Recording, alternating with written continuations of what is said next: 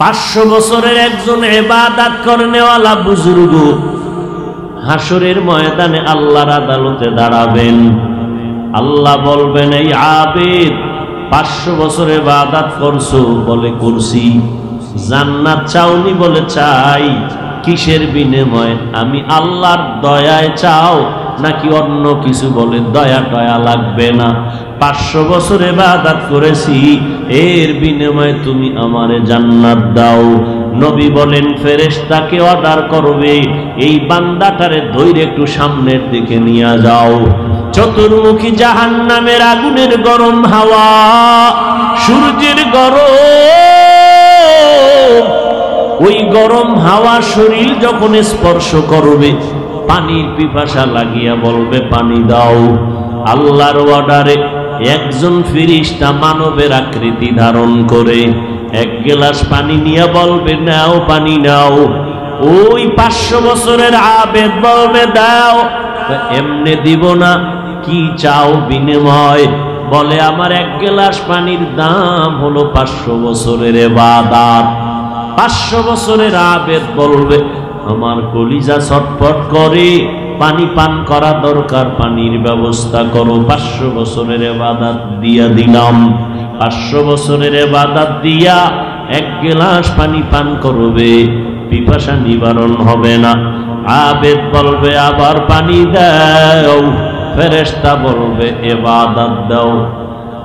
আবেদ বলবে, আর আমার কাছে কোনো আমল নাই, কোনো ইবাদত নাই তোমাকে দেওয়ার মতো। ফেরেশতা পানির গ্লাস নিয়ে বলবে, আমার কাছে এমনি কোনো পানি নেই বিনিময় ছাড়া। 500 বছরের আবেদ রব্বুল আলামিনের দরবারে সিজদায় পড়ে বলবেন, ও দয়ার মালিক, তুমি যদি দয়া না করো আমার জান্নাতে যাওয়ার কোনো রাস্তা খোলা নেই। আল্লাহ তাআলা বলবেন, ফেরেশতা, এই বান্দা যখন আমার দয়ার ভিখারি হয়ে গেল, এর জান্নাতের পোশাক লাগাইয়া জান্নাতে নিয়ে যাও। এক গ্লাস পানির দাম কত? ও পাবলিক, কথা বলেন না কেন? 500 বছরের ইবাদত যদি হয় এক গ্লাস পানির দাম, এই জীবনে কত গ্লাস পানি অপচয় করেছো রে মুমিন? হাত ধুইতে তোমার আধা গ্লাস পানি লাগে না, তুমি 3 গ্লাস পানি নষ্ট করেছো। ও আল্লাহর বান্দারা, এই পানির কষ্ট, অনেকে অনেক মানুষকে পানির কষ্ট দেয়, নিজে আরামে পানি পান করে, অন্যকে পানির রাস্তা বন্ধ করে দেয়। আছে না নাই? এক গ্লাস পানির দাম যদি 500 বছরের ইবাদত দিতে হয় রে গোলাম, এই জীবনে কত শত গ্লাস পানি পান করেছো? একটু হিসাব মিলাইয়া নাও, মাওলার কাছে কি জবাব দিবা? পালানোর কোনো সুযোগ নাই। আল্লাহ বলেন, রে গোলাম, দুনিয়াতে মানুষের মতো দুর্বল কোনো প্রাণী বানাই নাই, আবার এই মানুষের মতো আমি সম্মানের কোনো প্রাণীও বানাই নাই। ও দুর্বল মানুষ, ও দুর্বল মানুষ, সর্বোচ্চ সম্মানের শিখরে যদি তুমি নিজেকে স্থায়ী করতে চাও, একা একা পারবা না, অন্যের সহযোগিতা লাগবে। যেই বান্দা হাঁটতে দুর্বল, আর একজনের সাহায্য ছাড়া হাঁটতে পারে না, ঠিক নি? ও বান্দা, তুমি তো সব সাইডে দুর্বল, খানার বেলায় দুর্বল, ঘুমের বেলায় দুর্বল, মেধার বেলায় দুর্বল, দুনিয়ার লাইনে তুমি দুর্বল, আখিরাতের লাইনে তুমি দুর্বল, ধর্মীয় লাইনে তুমি দুর্বল। কোরআন শরীফ পড়তে পারো না, কোরআনের তরজমা জানো না, কোরআনের ব্যাখ্যা জানো না, জীবনে কোনটা হালাল কোনটা হারাম বলতে পারো না, কোনটা জায়েজ কোনটা নাজায়েজ বলতে পারো না, কোনটা বৈধ কোনটা অবৈধ বলতে পারো না। এমতো অবস্থায় তোমার জীবনকে যদি সুন্দরভাবে সাজাতে চাও, একা একা পারবা না, অন্যের সহযোগিতা লাগবে। এজন্য আল্লাহ বলেন, ইয়া আইয়ুহাল্লাযীনা আমানুস্তাঈনু বিস-সাবরি ওয়াস-সালাহ ইন্নাল্লাহা মা'আস-সাবিরিন।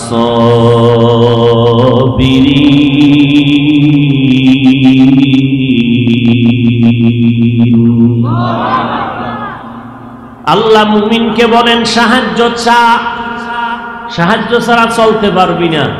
তবে সাহায্য কার থেকে নিবা এটাও নির্দিষ্ট করে নাও। সাহায্য তোমার লাগবেই, না হয় চলতে পারবা না। আমি হাফিজুর রহমান এই চেয়ার পর্যন্ত আসতে কত সাহায্য লাগছে। এক নাম্বার আমার আব্বার সাহায্য লাগছে, আমার আম্মা জানের সহযোগিতা লাগছে। ধর্মীয় কথা বলার পেছনে কত শত আলেমের সহযোগিতা লাগছে এবং কত বুজুর্গদের দোয়া লাগছে, না হয় এখানে আসতে পারতাম না। সর্বোপরি আমার মাওলার দয়া ছাড়া উপায় ছিল না। আমার আল্লাহ যদি দয়া না করতেন এখানে কথা বলার শক্তি হতো না। এরে আল্লাহর গোলাম, এই জন্যই তো সাহায্য লাগবেই ফাইনাল। তবে সাহায্যটা কার থেকে নিবা? এমন একজন থেকে সাহায্য নিবা যার মধ্যে তিনটা দুর্বলতা নাই। কয়টা? তিনটা। এক নাম্বার, যার ভেতরে স্বার্থ নাই। দুই নাম্বার, যার মধ্যে কোনো পিছু টান নাই, যার মধ্যে কোনো অভাব নাই। দুনিয়াতে নজর করে দেখবা অভাব ছাড়া কোনো মানুষ নাই। বরং আমি এভাবে বলি, যার টাকা যত বেশি সে তত বড় অভাবী। ঠিক নি? বুঝাবার টাইম নাই। যে যত টাকাওয়ালা তার অভাব তত বড়। গরিব মানুষ রিক্সাওয়ালা, রিক্সা চলে না, হাইটা চলে যায় 5 কিলোমিটার। টাকাওয়ালা 10 কদম হাঁটতে পারে না, হাঁপাইয়া যায়। ঠিক নি?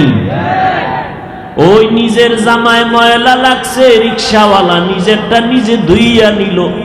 বড় লোক নিজের জামা নিজে ধুইতে পারে না। পারে? নিজের বাথরুমটাও পরিষ্কার করে আর একজন, খানার প্লেট পরিষ্কার করে দেয় আর একজন।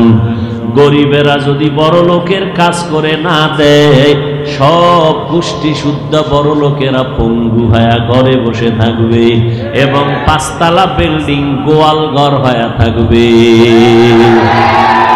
গরিবেরা গিয়া মুইসা দিলে না পরিষ্কার হয়? কথা ঠিক না?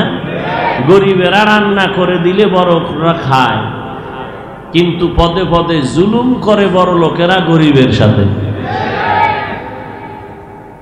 অথচ নবী বলছেন, এই গরিবেরা সাবধান, ধনী লোকের 500 বছর আগে গরিবেরা জান্নাতে যাবা। কয়শো বছর?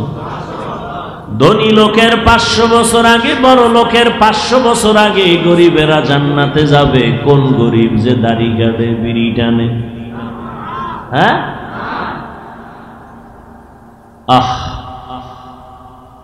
বড় লোকেরা বিড়ি টানে, গাঞ্জা খায়, মদের বোতল নিয়ে, একটা শখ আছে, ওগো টাকা আছে। তোমার আছে কি?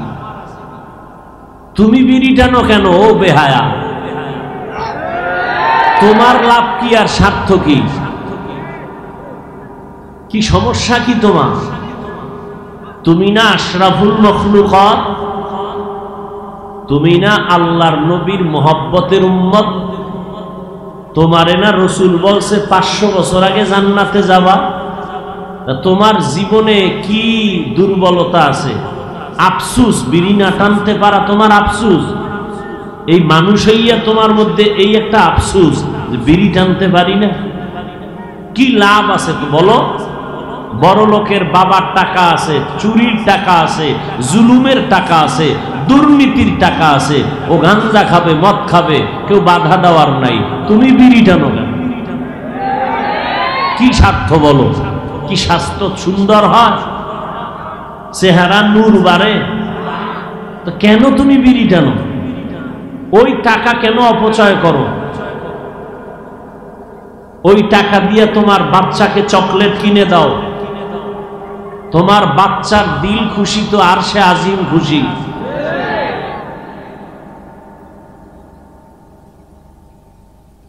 হ্যাঁ, টাকাওয়ালা যার যত টাকা বেশি তার অভাব বেশি। দুনিয়াতে এমন একটা মানুষ নাই যার কোনো অভাব নাই। আমি বলছিলাম সাহায্য নিতে হবে এমন একজন থেকে যার মধ্যে কোন তিনটা দুর্বলতা নাই, স্বার্থ নাই, অভাব নাই, পিছনে টান নাই। জমিনে এমন একজন মানুষ পাবেন না, যত বড় বিশ্বাস বলেন, ভিতরে ভিতরে মুরিদেরটা খাওয়ার জন্য দোয়া ইউনুস পড়ে। কথা বল না কেন? বহু বিশ্বাস মুরিদের হাদিয়া খাইয়া নিয়া এরপরে 10 তলা বিল্ডিং এ ঘুমায়, মুরিদের কোনো খবর নেয় না। ইন্না সলাতি ওয়া নুসুকি ওয়া মাহইয়ায়া ওয়া মামাতি লিল্লাহ ওয়া মামাতি লিল্লাহি রাব্বিল আলামিন। পয়গম্বর ইব্রাহিম নবী দোয়া করলেন, হে আল্লাহ, আমার কুরবানি, আমার নামাজ, আমার বেঁচে থাকা, আমার মরে যাওয়া একমাত্র রব্বুল আলামিনের জন্য। আমি নামাজ পড়ি কার জন্য? আল্লাহকে সন্তুষ্টি করার জন্য। আমি কোরবানি করব তাও আল্লাহর জন্য। আমি বেঁচে আছি তাও আল্লাহর জন্য, মরে যাব তাও আল্লাহর জন্য। অর্থাৎ আল্লাহকে সন্তুষ্ট রেখে আমার সবকিছু। قال النبي صلى الله عليه وآله وسلم لا طاعة لمخلوق في معصية الخالق। পয়গম্বর বলেন, হে উম্মত, আল্লাহকে অসন্তুষ্ট করে, আল্লাহকে বেজার করে পৃথিবীর ভিন্ন কারো আদেশ নিষেধ গ্রহণ করা হারাম। আল্লাহকে বেজার করে মা বাবার কথা মেনে নেওয়া হারাম। আল্লাহকে অসন্তুষ্ট করে কোনো মুরব্বীর কথাকে প্রাধান্য দেওয়া হারাম। দুনিয়ার সবাইকে বেজার করা সম্ভব, আল্লাহকে কখনো বেজার করা মুমিনের দ্বারা সম্ভব। কারণ আল্লাহ আমার আসল, ওর নবী আমার আসল, বাকি যারা আছে সবাই সাময়িক সময়ের জন্য আপন।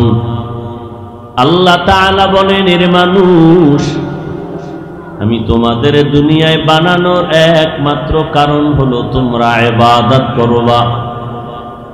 দুনিয়াটা পরীক্ষার হল।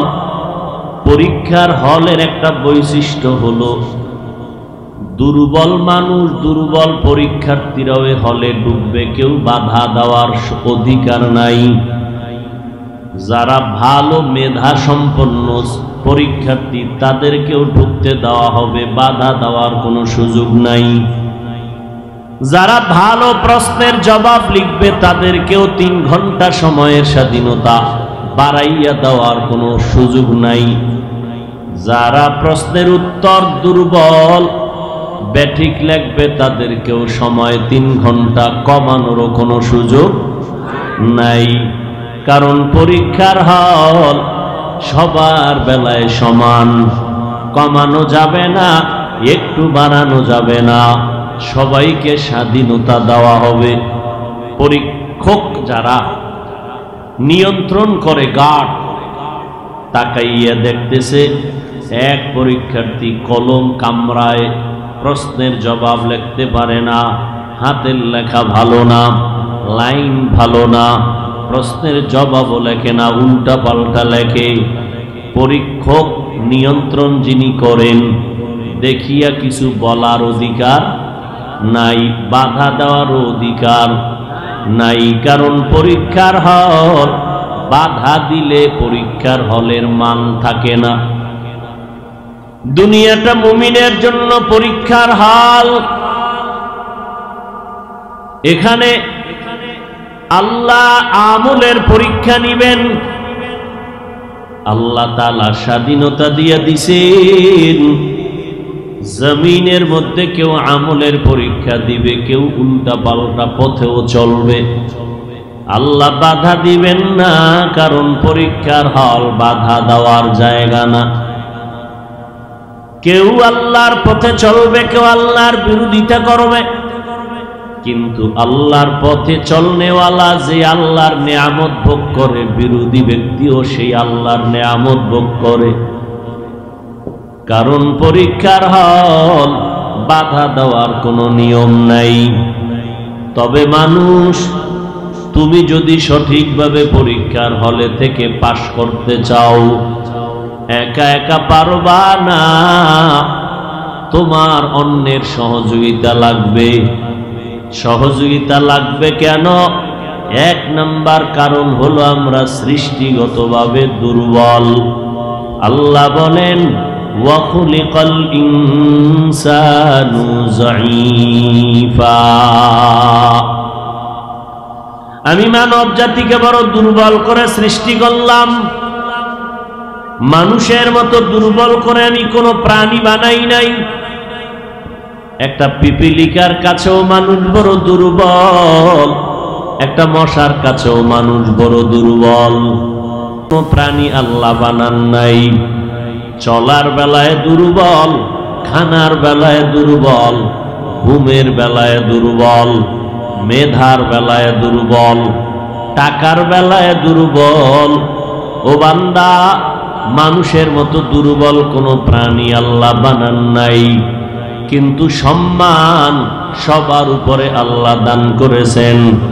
মানুষের এত বেশি সম্মান আল্লাহ দান করেছেন, এমন সম্মান নূরের তৈরি ফেরেশতাকেও আল্লাহ দেন নাই, জিনেরও দেন নাই। মাটির সৃষ্টি মানুষকে আল্লাহ এত সম্মান দান করেছেন। ওয়ালাকাদ কাররামনা বানি আদম ওয়া হামালনাহুম ফিল বাররি ওয়াল বাহরি ওয়া রাযাকনাহুম মিনাত তাইয়্যিবাত ওয়া ফাদ্দালনাহুম আলা কাসীরিন মিম্মান খালাকনা তাফদীলা।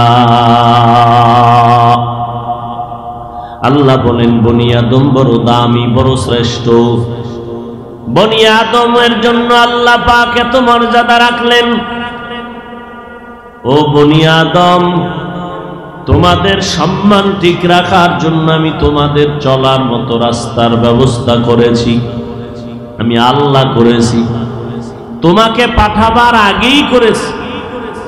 তোমার সম্মান বজায় রাখার জন্য আমি পানির মধ্যে চলার মতো ব্যবস্থাও করে দিয়েছি।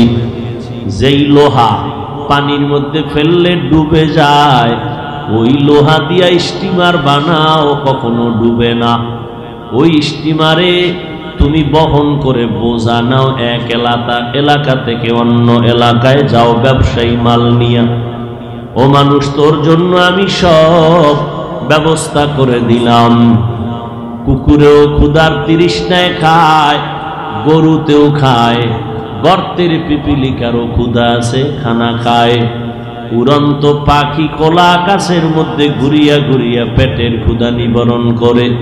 সন্ধ্যাবেলা ওই পাখি বাচ্চার খানা নিয়ে বাসার মধ্যে হাজির হয়।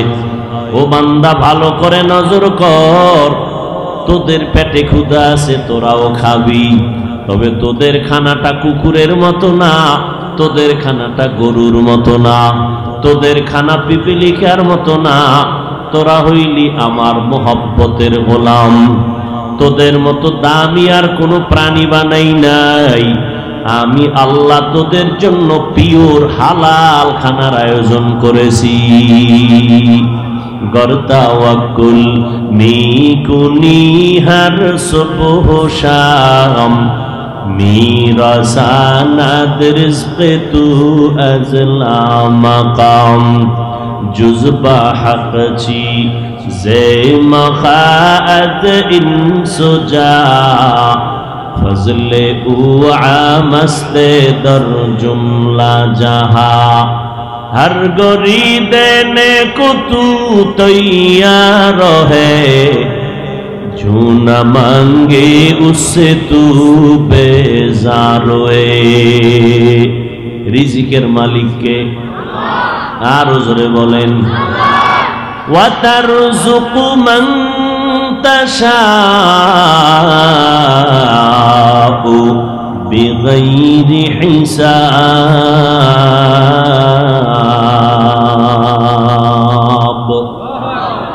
আল্লাহ তাআলা বেগैरे হিসাব বনি আদমের জন্য পিওর খানার আয়োজন করলেন। গরু খায় ঠিকই, তবে তার খানার কোনো কোয়ালিটি নাই। যেই খানাটা স্বচ্ছ না, পিওর না, যেটা মানুষের জন্য না। মানুষের যেই রিজিক আল্লাহ দিতেছেন কাভার করে দিছেন, ময়লা যেন না লাগে, দুর্গন্ধযুক্ত যেন না হয়। আল্লাহ তাআলা পিওর খানার আয়োজন করেছেন। ও বান্দা পানি খাবি, নজর করে দেখ জমিনের পানিও তোর জন্য শোভা পায় না, লবণাক্ত। বৃষ্টির পানিও তোর ভক্তি হয় না। জমিনে কোথাও যদি পিওর পানি না পাও, আমি তোর জন্য নারিকেল গাছে সুন্দর পানির আয়োজন করেছি। এই পানি গরুর জন্য বানাই নাই, অন্য কোনো প্রাণীকে আমি দেই নাই। ঠাডা ভাঙ্গা রৌদ্র পরে এত গরম, কিন্তু নারিকেল গাছের ডাবের পানি গরম হয় না। কারণ আমি আল্লাহ ওই পানিটাকে কতটা কাভার দিয়া হেফাজত করেছি। আমি আল্লাহ পান করার জন্য না, ফেরেশতার জন্য বানাই নাই, জিনের জন্য বানাই নাই, আমার আদরের গোলাম বনি আদমের জন্য বানায়া দিলাম। আতিনা ফি দারে দুনিয়া না হাসান, আতিনা ফি দারে উকবা না হাসান, ইয়া গিয়াসাল মুস্তাগীসিন হদিনা লফতিখারা বিল উলুমে ওয়াল গিনা। এত সুন্দর পিওর পানি। ও বান্দা, আর একটা পানি তোদের জন্য বানাইলাম, ওখানে গরু কখনো গিয়া পানি পান করবে না। সমুদ্রের পানিতে একটু সমস্যা হতে পারে, ভক্তি নাই পান করার। নদীর পানি পান করার ভক্তি নাও থাকতে পারে। মদিনাতুল মুনাওয়ারা থেকে 1.5 ঘন্টা গাড়ি চালাইয়া বদর যুদ্ধের ময়দানে যাবি। ওখানে আল্লাহর নবীর হাতের ছোঁয়া লাগানো একটা কূপ আছে। ওই কূপের পানি পান করবি, মিষ্টি খেজুরের মতো পানি লাগবে। সমস্ত দুনিয়ার বিজ্ঞানীরা শত সহস্রবার টেস্ট করিয়া ফলাফল বের করে দিল, জমিনের মধ্যে আল্লাহ তাআলা আমাদের জন্য এমন পিওর পানি দিছেন, জমজমের পানি। কি পানি?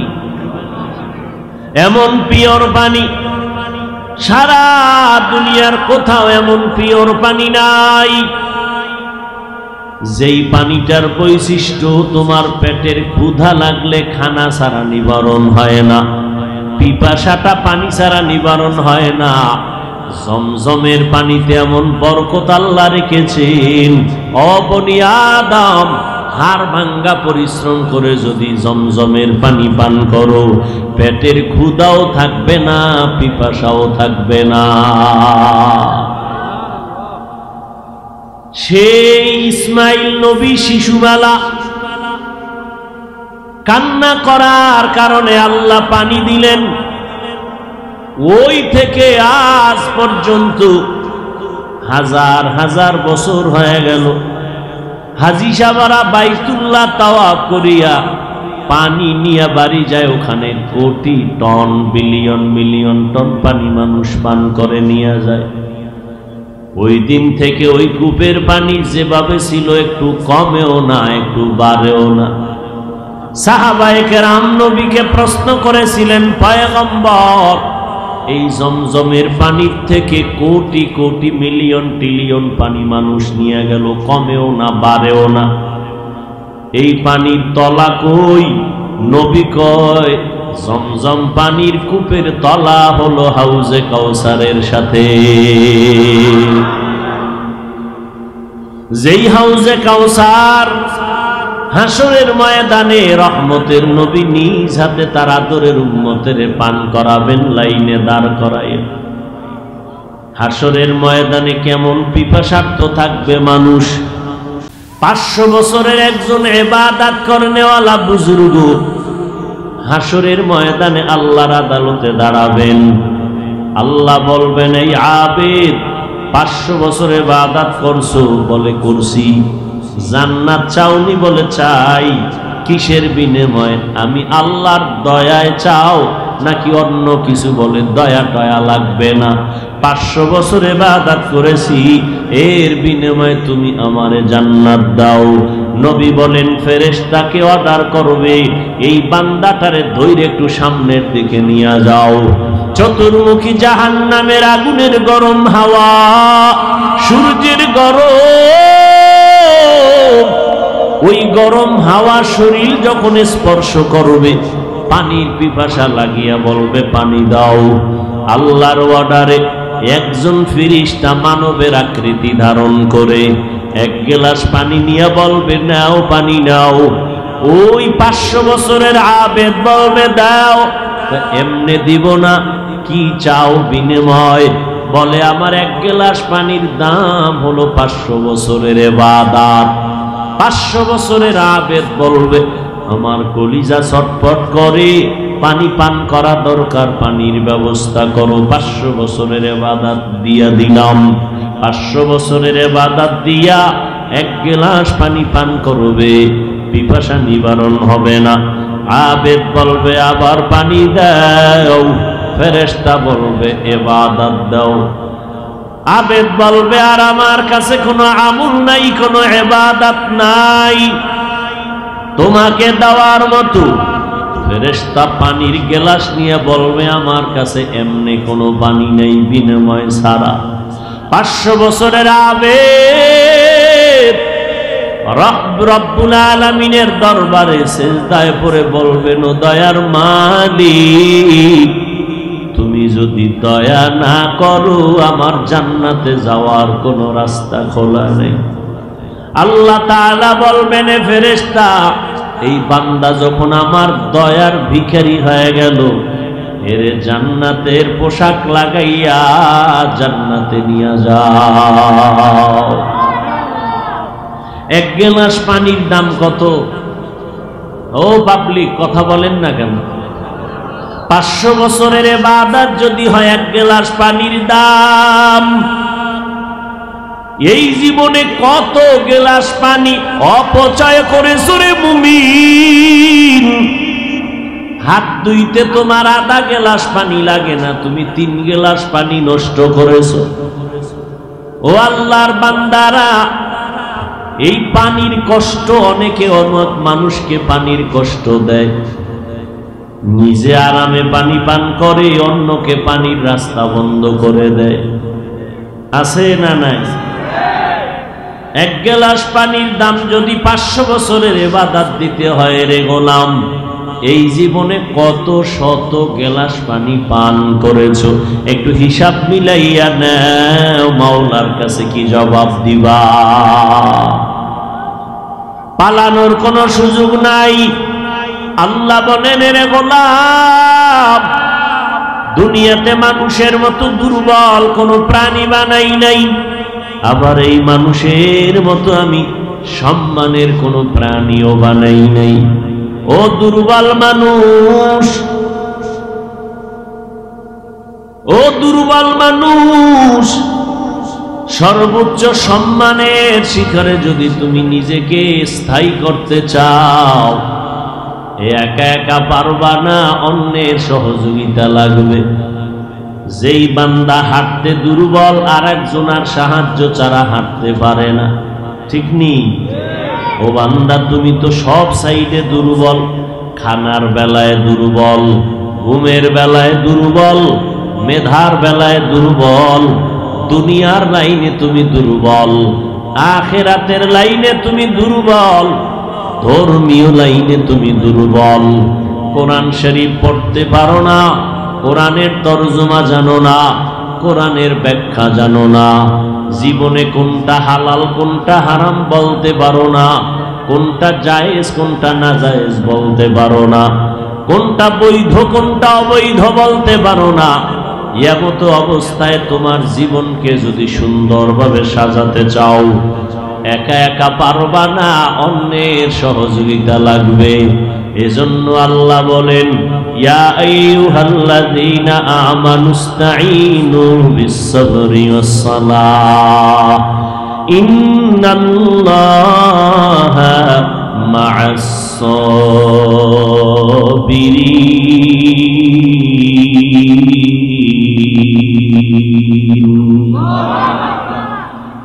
আল্লাহ মুমিনকে বলেন সাহায্য চা, সাহায্য ছাড়া চলতে পারবি না। তবে সাহায্য কার থেকে নিবা এটাও নির্দিষ্ট করে নাও। সাহায্য তোমার লাগবেই, না হয় চলতে পারবা না। আমি হাফিজুর রহমান এই চেয়ার পর্যন্ত আসতে কত সাহায্য লাগছে। এক নাম্বার আমার আব্বার সাহায্য লাগছে, আমার আম্মা জানের সহযোগিতা লাগছে। ধর্মীয় কথা বলার পেছনে কত শত আলেমের সহযোগিতা লাগছে এবং কত বুজুর্গদের দোয়া লাগছে, না হয় এখানে আসতে পারতাম না।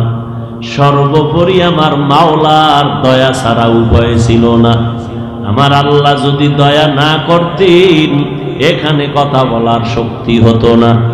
এরে আল্লাহর গোলাম, এই জন্যই তো সাহায্য লাগবেই ফাইনাল। তবে সাহায্যটা কার থেকে নিবা? এমন একজন থেকে সাহায্য নিবা যার মধ্যে তিনটা দুর্বলতা নাই। কয়টা? তিনটা।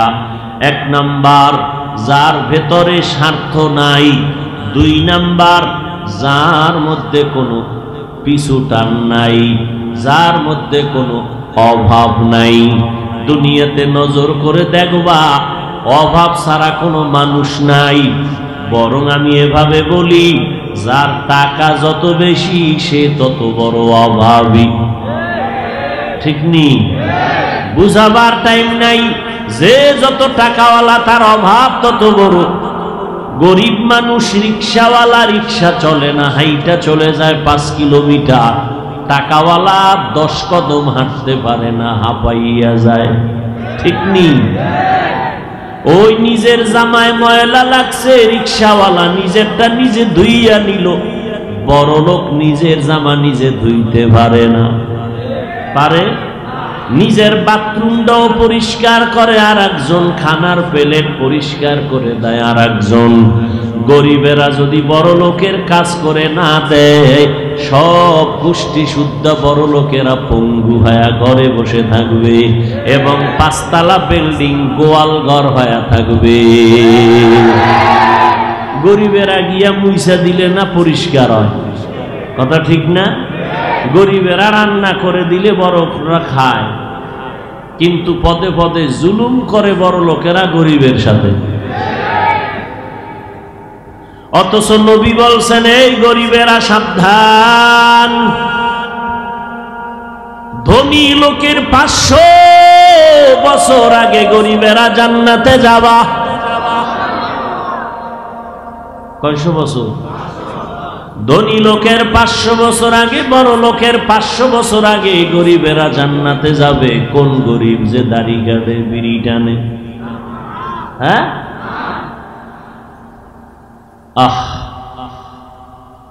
বড় লোকেরা বিড়ি টানে, গাঞ্জা খায়, মদের বোতল নিয়ে, একটা শখ আছে, ওগো টাকা আছে। তোমার আছে কি? তুমি বিড়ি টানো কেন? ও বেহায়া, তোমার লাভ কি আর স্বার্থ কি? কি সমস্যা কি তোমার?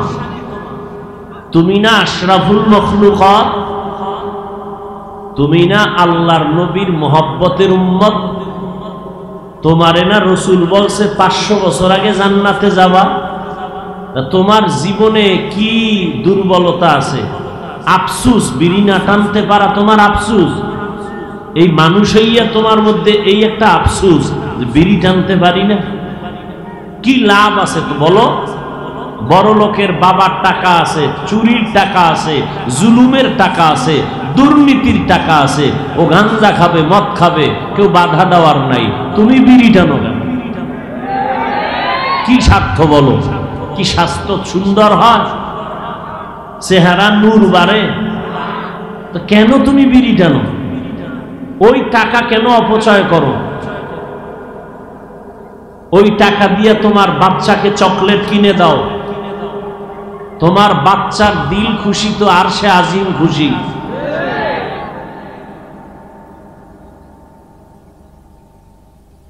হ্যাঁ, টাকাওয়ালা যার যত টাকা বেশি তার অভাব বেশি। দুনিয়াতে এমন একটা মানুষ নাই যার কোনো অভাব নাই। আমি বলছিলাম সাহায্য নিতে হবে এমন একজন থেকে যার মধ্যে কোন তিনটা দুর্বলতা নাই, স্বার্থ নাই, অভাব নাই, পিছনে টান নাই।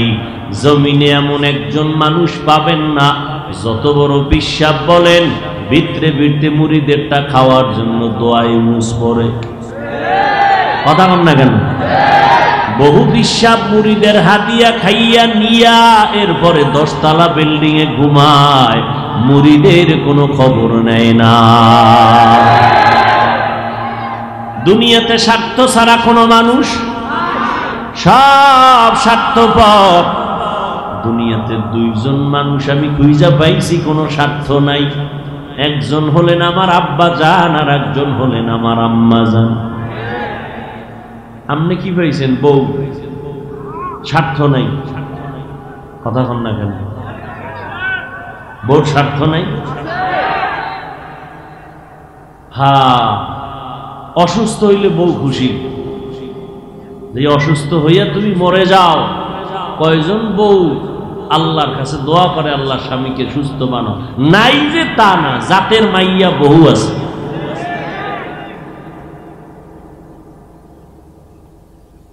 হ্যাঁ,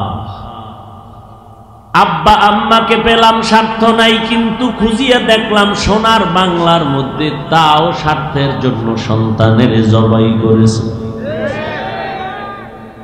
কত মা বাবা সন্তানকে হত্যা করে, কত সন্তান স্বার্থের কারণে মা বাবাকে জবাই করে।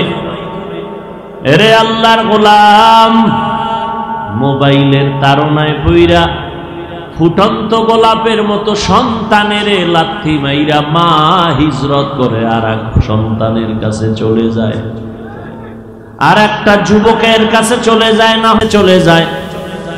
একটা উসুল মূলনীতি মনে রাখবেন, আল্লাহ যদি কাউকে দয়া কইরা ভালো একটা বউ দেয়, এটা একটা নিয়ামত। এটা কি? এটা পাইয়া যদি কোনো কুত্তা মানুষরূপী জানোয়ার শুকর আদায় না করে, ও যদি বলে না আরো চাই, তাহলে যত চাইবে, যত আগাইবে, ওর তত ধ্বংসর রাস্তা ক্লিয়ার হবে।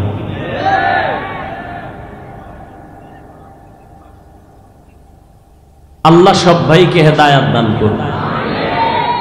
ভাইরা আমার, চতুর্মুখী জর্জরিত বিপদ।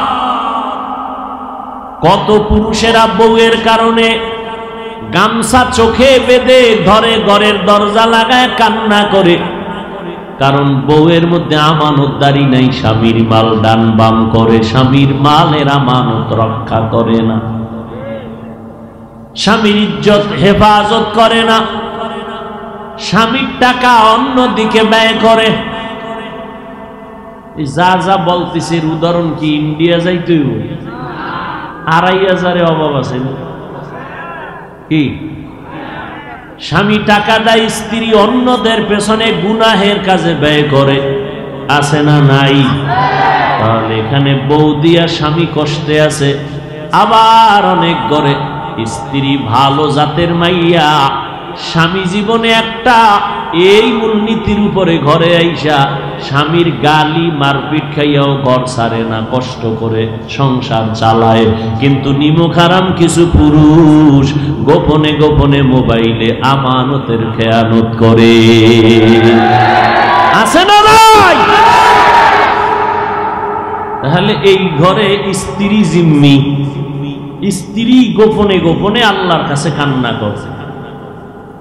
শান্তি নাই, স্বার্থ ছাড়া মানুষ নাই, অভাব ছাড়া কোনো মানুষ নাই। ও যুবক, ও পুরুষের দলেরা, আল্লাহর দেওয়া আমানত রক্ষা করো। ভালো একটা স্ত্রী পেয়েছো, আমানত, আল্লাহর নেয়ামত, শুকর আদায় করো, তার হক আদায় করো, তার চরিত্রের উপরে আঘাত দিও না, তার পাওনা তুমি আর একজনকে দিও না, এটা আমানতের খেয়ানত। পর্দার আড়ালের আম্মা জানেরা, আল্লাহ স্বামীর ঘরে নিয়ে আসছেন। ও আম্মা জান, আমি পরশুদিন কিতাবের মধ্যে দেখলাম, আগেও জানি, তবে দুই একটা পয়েন্ট এগুলো স্মরণ হয় কিতাব পড়লে। আদম নবীর পাঁজরের হাড় থেকে আমার আল্লাহ আম্মা জান হাওয়া আলাইহা সালামকে বানাইছেন জান্নাতের ভেতরে, আসমানের মধ্যে। ও নবীর উম্মত আম্মা জানেরা, আদম নবী ঘুমের মধ্যে ছিলেন, ঘুম থেকে উঠা দেখে একটা বিশ্ব সুন্দরী পাশে বয়া রইছে। জিজ্ঞাস করলো, মান আনতা, তুমি কে? আমি একটা নারী। তুমি কেন, কোথা থেকে আসছো? আমারে রব আমারে বানাইছেন। মানে কেন বানাইছেন? কয় তোমার শান্তির জন্য। ভালো করে এই মূলনীতি মনে রাখবা, দুনিয়াতে নারী আল্লাহ বানাইছেন স্বামীর হার থেকে, না বাবার থেকে। কার থেকে?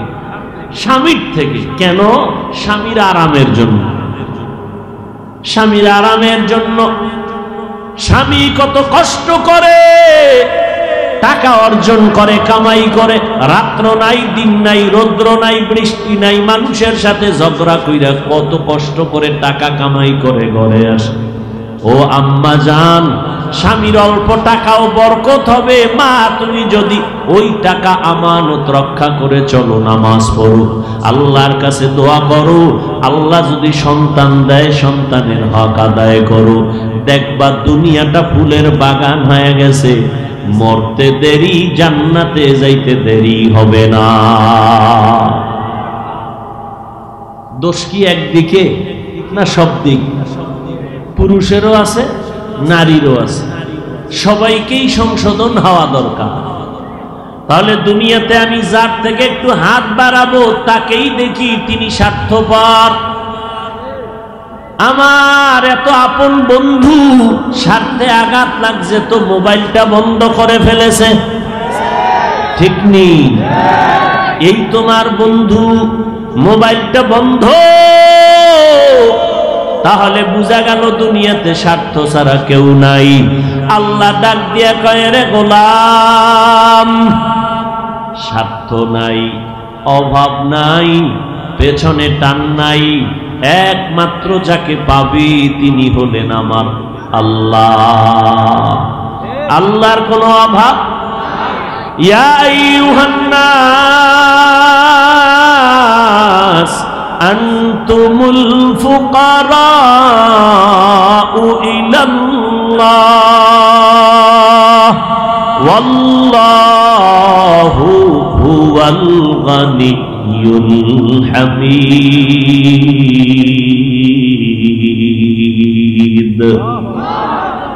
আল্লাহ বলেন, ও মানব জাতি, আনতুমুল ফুকারাউ ইলাল্লাহ, তোমরা সবাই ফকির, তোমরা সবাই গরিব, তোমরা সবাই দুর্বল। আমার আল্লাহ হলেন ধনী। কেমন ধনী? বলে গনিয়্যুন হামিদ, প্রশংসিত ধনী। দুনিয়াতে ধনী আছে না? প্রশংসিত না, তাই ধনী, টাকাই আছে, অন্তর নাই, মরা অন্তর। কি তাহলে প্রশংসা হইল না বদনাম? আর আমার আল্লাহ বলেন, আমি তো প্রশংসিত ধনী, আমি বেঈমানেরও দেই, আমি মুমিনেরও দেই, আমি আল্লাহ অন্ধেরও দেই, যার চোখ আছে আমি আল্লাহ তাকেও দেই, আমি ইহুদিরও দেই, আমারে যারা গালি দেয় আমি তাদেরও দেই। আমি আল্লাহ মুমিনকে যেই গাছের ফল খাওয়ার স্বাধীনতা দিলাম, আমি বেঈমানকেও সেই গাছের ফল খাওয়ার স্বাধীনতা দিলাম। আমি আল্লাহ আমার মহাব্বতের মুমিনদের যেই নদীর মাছ খাওয়ার স্বাধীনতা দিলাম, আমি আল্লাহ ওই নদীর মাছ খাওয়ার স্বাধীনতা বেঈমানেরও দিলাম। আমি প্রশংসিত ধনী, আমার কোনো অভাব নাই, আমার কোনো পেছনে টান নাই, আমার মধ্যে কোনো স্বার্থ নাই। আমার যদি স্বার্থ থাকতো আমারে যারা গালি দেয় ওদের ঘুমের মধ্যে পাড়াইয়া মাইরা ফালাইতাম, বরং আমি মারি না। মুসা নবী একদিন কয়, আল্লাহ এই ফেরাউনের পাঠাইয়া তুমি আমার সাথে একটা তামসা জোড়াইয়া দিছো, মজা করতেছো রে মাওলা। এই ফেরাউন আমারে এত জ্বালান জ্বালায়, তুমি কি পারো না এরে ঘুমের মধ্যে সাইজ করতে? আল্লাহ কয়, আমার কোন বললে ফাইয়া কোন হয়ে যায়, করো না কেন মাওলা, তামাশা চাও? আল্লাহ বলেন, ও মুসা তুমি জবাব দাও, নবী ফেরাউনের বানাইছে কে? মুসা নবী কয়, আল্লাহ আপনি। ফেরাউনের হায়াত দিছে কে? মুসা নবী বলেন, আল্লাহ আপনি। ফেরাউনের হায়াত দিয়া সুস্থ রাখছে কে? আল্লাহ আপনি।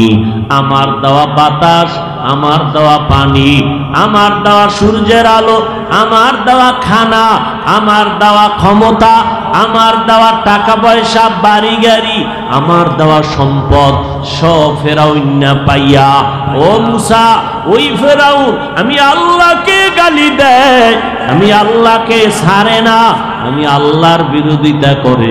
যেই ফেরাউন না আমার টাকা পাইয়া, আমার গাড়ি পাইয়া, বাড়ি পাইয়া, আমার সম্পদ, আমার সূর্যের আলো সব খাইয়া আমার বিরোধিতা করে, ওই বেঈমান মুসা তোমার বিরোধিতা করা কোনো আশ্চর্য কিছু না,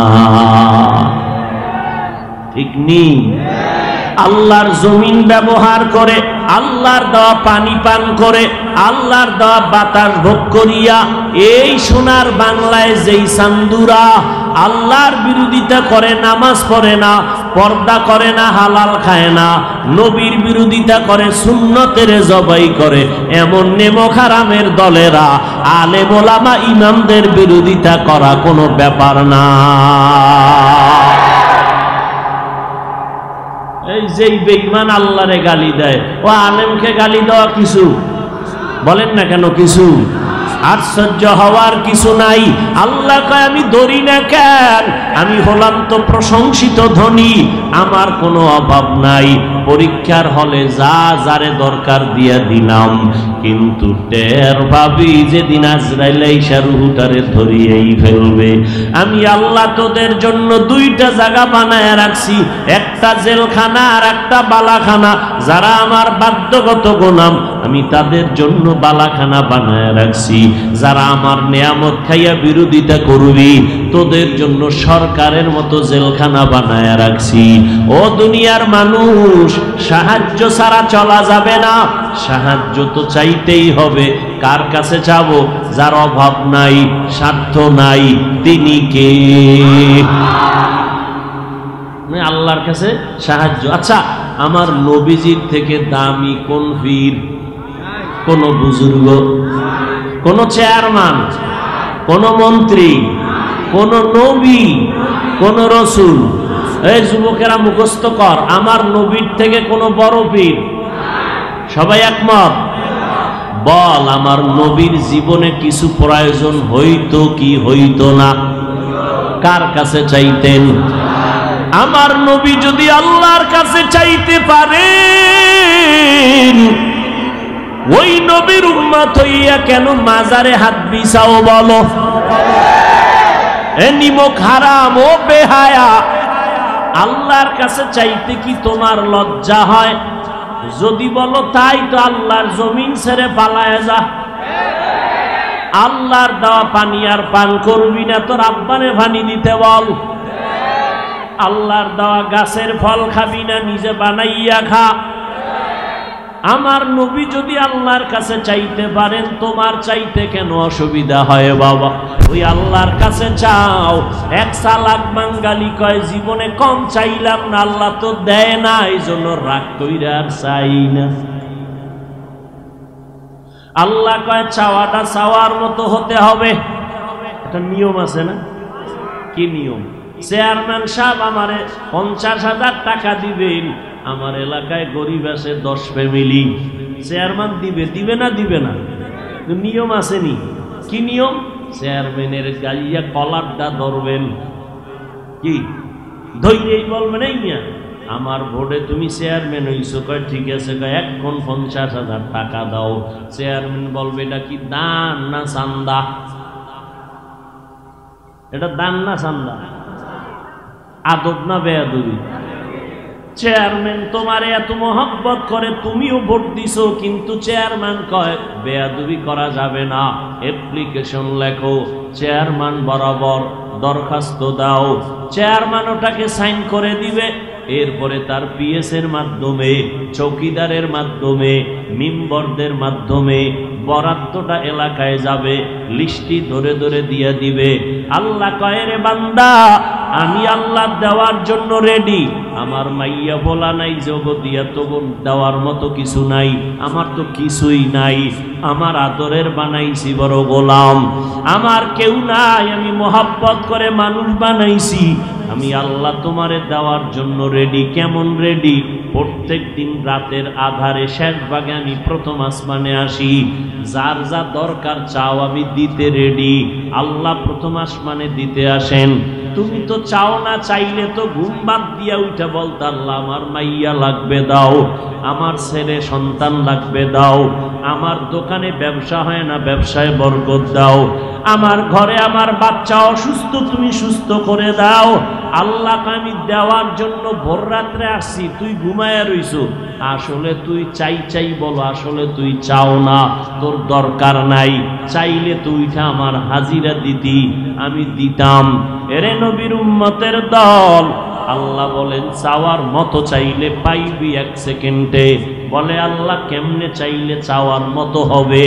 আল্লাহ আয়াতে বলেন দুই জিনিসের মাধ্যমে চাবি, এক নম্বরে ধৈর্য, দুই নম্বরে নামাজ। তোমার মধ্যে ধৈর্য নাই, নামাজও নাই, পাঁচ ওয়াক্ত নামাজ পড়ো না, যাও বড় মানুষকে দেখানোর জন্য, জুমার দিন মসজিদে যাও, কালকে জুমা নিয়ে জুমার সময় মসজিদ ভরপুর, ছাদে জায়গা নাই, রাস্তা ভরা মানুষ আর মানুষ, মানুষের পায়ের উপরে মানুষের সেজদা দেয়, এত জাগার সংকট। মসজিদ একতলা থেকে দোতলা, কমিটি কয় টাকা আরো দাও, যেই পরিমাণ ফেরেশতা বাড়তেছে জায়গায় হয় না। এই মানুষগুলো কোথার থেকে আসছে? কয় সব আফ্রিকার জঙ্গল থেকে আইছে। কোথার থেকে আসছে? কয় সব এলাকার মানুষ। আমার প্রশ্ন বাবারা, ফজরের সময় কইছিলা, আবার জুমা হইরা 4 রাকাত সুন্নত সালামের পরে পড়া লাগবে, না হয় গুনাহ হবে, কিন্তু সালামটা ফিরানোর পরে এমন জোরে দৌড় দিছো, বাসায় গিয়া দেখো আরেকজনের জোতা নিয়ে হাজির। এই যদি হয় তোমার হালাত নামাজের, মনে হয় জানো তুমি আব্বার সাথে না, মায়ের সাথে না, হুজুরের সাথে না, ডাইরেক্ট তুমি এত বড় নিমখারাম নামাজ নিয়ে আল্লাহর সাথে মস্কারি করতেছো। তোমারে রিজিক আল্লাহ দিয়া যাইব নাকের ডগা। যেইভাবে আল্লাহর সাথে বেঈমানি করতেছো নামাজ নিয়া, নামাজে গেছো, মসজিদ হলো সৃষ্টির শ্রেষ্ঠ ঘর, ওইখানে গেছো গেঞ্জি পরে, যেই গেঞ্জির মধ্যে আবার ইংরেজি লেখা, বাঘ ভাল্লুক বানরের ছবি আঁকা আছে না? না, এই নি তোমার মোহাব্বত। আল্লাহ বলেন ধৈর্য আর নামাজ। ইমাম সাহেব জুমার নামাজ ফরজ পড়ে কয় রাকাত? 2 রাকাতের সালামের পরে বের হওয়া যাবে না, আরো 4 রাকাত সুন্নত পড়তে হবে, না হয় গুনাহ হবে, কবিরা গুনাহ, কবিরা গুনাহ। 2 রাকাত নামাজ পড়তে যাইতে কইল কেডা, আর 4 রাকাত বাদ দিয়া গুনাহ লইয়া বাড়ি আইতে কইল কেডা? গেলা আবার 4 রাকাত বাদ দিয়া গুনায় কবিরা লইয়া বাসায় আইলা। এই নি তোমার নামাজ। তোমার নামাজটা কেমন? কোরআন শরীফ থেকে একটু শুনাই দিই, আমার সাথে সাথে পড়ো। আরাআইতাল্লাযী ইউকাযযিবু বিদ্দীন ফাযালিকাল্লাযী ইয়াদউল ইয়াতীম ওয়া লা ইয়াহুদ্দু আলা তাআমিল মিসকিন আওয়াইলুল লিল মুসাল্লিন। এটা পারেননি? হ্যাঁ, আপনাদের জন্য সুসংবাদ। আল্লাহ কয় নিকৃষ্ট একটা জাহান্নামের নাম ওয়াইল নামক জাহান্নাম আমি আল্লাহ বানাইছি মুসল্লিদের জন্য। এই নিকৃষ্ট ওয়াইল নামক জাহান্নামটা বানাইছি আমি আল্লাহ মুসল্লিদের জন্য, যারা নামাজ পড়তে গিয়া কিছু সওয়াব কিছু গুনাহ নিয়ে ঘরে যায়, আল্লাহরে ধোঁকা দেয়, আলেম ওলামারে ধোঁকা দেয়, এই নামাজিদের জন্য আমি আল্লাহ বানায় রাখলাম ওয়াইল নামক জাহান্নাম। ফাওয়াইলুল লিল মুসাল্লিন,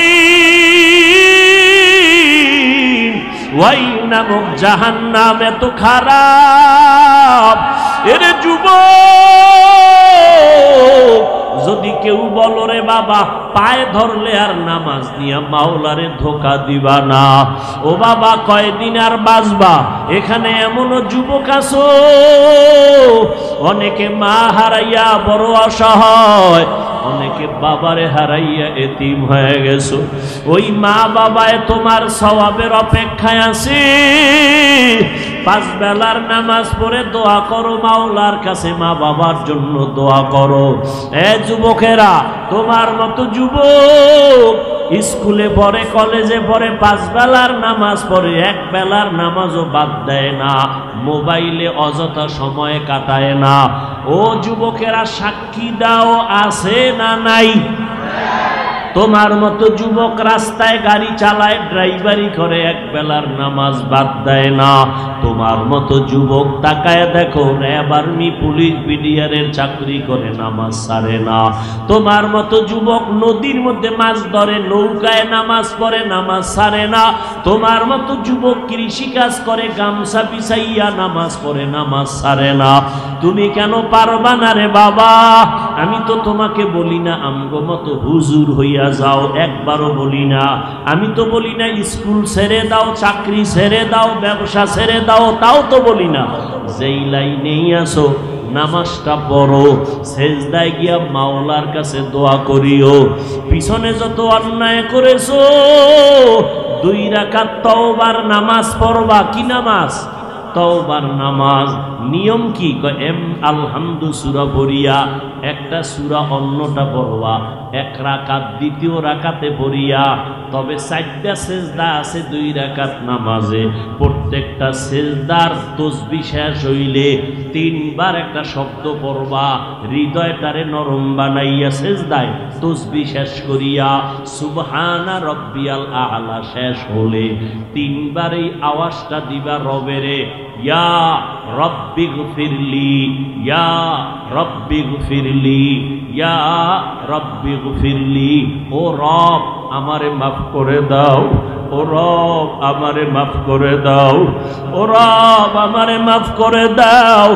আজকে আমারে মানুষ কত সম্মান করে, অথচ আমি কত বড় গুনাহগার। আমার গুনার কারণে হাত না পাক, আমার চোখ না পাক, আমার জিহ্বা না পাক, আমার অন্তর না পাক, আমার কান না পাক। আমার গুনার খবর আমার মা জানে না, আমার বাবায় জানে না। আমার অন্যায়ের খবর আমার ভাই বেরাদার বন্ধুরা জানে না। জানলে কেউ আমার এক মোহাব্বতের নজরে দেখতো না, সবাই ঘৃণা করত। আমি আল্লাহর কাছে অপরাধী। আল্লাহর কাছে এইভাবে বিনয়ের সাথে বলতে থাকবা, আল্লাহ আমার মতো যুবক যদি জেনারেল লাইনে থাকিয়া নামাজ পড়তে পারে, কলেজে পড়তে পারে, নামাজ পড়িয়াও ব্যবসা করতে পারে, চাকরির ক্ষেত্রে নামাজ পড়তে পারে, ড্রাইভারি করতে গিয়াও নামাজ পড়তে পারে, আমি করব না। ও আল্লাহ তুমি আমাকে মাফ করে দাও, আর 1 বেলার নামাজও ছাড়ব না। ও আল্লাহ আমি মায়ের সাথে কত বেয়াদবি করেছি, আমি বাবার সাথে কত বেয়াদবিমূলক আচরণ করেছি। মাঝে মাঝে মায়ের সাথে এমন কথা বলছি, মা কষ্ট পাইয়া কান্না করেছেন, বাবায় কান্না করেছেন। ও সন্তানেরা, ওই মা বাবার সাথে যদি অপরাধ করে থাকো তাড়াতাড়ি গিয়া মাপ চাইও। মা বাবায় যদি মাফ করে দেয়, মাথায় হাত দিয়া দোয়া করে দেয়, কপাল খুলিয়া যাবে। ওলামায়ে কেরামের পাইলে হাতটা বাড়াইয়া দোয়া নিও, আর আল্লাহর কাছে তওবা করিও, আর বলিও আল্লাহ আজকে আজকে থেকে তওবা করলাম, আর গুনাহ করব না, নামাজ ছাড়ব না, বেপরদায় চলব না, মা বাবাকে কষ্ট দিব না, উলামায়ে কেরামের বিরোধিতা করব না। ও পর্দার আড়ালের আম্মা জানেরা, আপনার মতো কত মা 5 ওয়াক্ত নামাজি, তাহাজ্জুদওয়ালা, স্বামীর খেদমত করে, স্বামীর মাল হেফাজত করে, অভাব নাই। আপনি কেন পারেন না? ও যুবতী বোনেরা, আপনাদের মতো কত বোন পর্দা করে, স্কুল কলেজে পড়ে, 5 ওয়াক্ত নামাজ পড়ে, মোবাইলে সময় নষ্ট করে না। আপনাদের মধ্যে অনেক বোনেরা আছে, আপনারা কেন পারবেন না? মোবাইলের মাধ্যমে গুনাহ করবেন না, অন্যের সাথে কথা বলে আল্লাহকে বেজার করবেন না, জবানের গুনাহ থেকে তওবা করবেন, চোখের গুনাহ থেকে তওবা করবেন, হাতের গুনাহ থেকে তওবা করবেন। আর আল্লাহকে বলবেন, আল্লাহ আমি বড় দুর্বল, শয়তানের ধোঁকায় পড়ে আছি, আপনি যদি আমাকে সাহায্য না করেন আমি মজবুত হয়ে চলতে পারবো না। ও আল্লাহ, শয়তানের ধোঁকায় তুমি আমাকে হেফাজত করো, শয়তানের মোকাবেলায় বিজয় দান করো। ও আল্লাহ, আমরা তওবার নিয়ত করে ফেললাম, নবীর তরিকায় চলবো, আর দাড়ি কাটবো না। ও বৃদ্ধ বাবাজিরা, আপনার মতো কত বুড়া মানুষ হাঁটতে পারে না, তারপরও লাঠি নিয়া কষ্ট করে করে মসজিদে গিয়া 5 বেলার নামাজ পড়ে। আপনি মুরব্বী কেন পারবেন না? আল্লাহর কোরআনটাকে মিথ্যা মনে করবেন না, নবীজির কথা মিথ্যা মনে করবেন না, গুনাহগারের জন্য জাহান্নাম কোরআনে আছে মিথ্যা মনে করবেন না, নেক আমলওয়ালার জন্য জান্নাত কোরআনের আয়াত মিথ্যা মনে করে নিজেকে ধ্বংস করবেন না। আল্লাহর কাছে তওবার নিয়ত যদি থাকে, গলায় ছুরি আসলে মরে যাবেন, আর আল্লাহর বিরুদ্ধে যাবেন না, নবীর তরিকার বাইরে চলবেন না। তওবার নিয়ত যাদের আছে, দুটো হাত আমার আল্লাহকে দেখায় দাও। আয় আল্লাহ, হাতগুলো কবুল করে নেন, তওবা কবুল করে নেন, তওবার উপরে মজবুত হইয়া চলার মতো তৌফিক দান করেন, আমিন।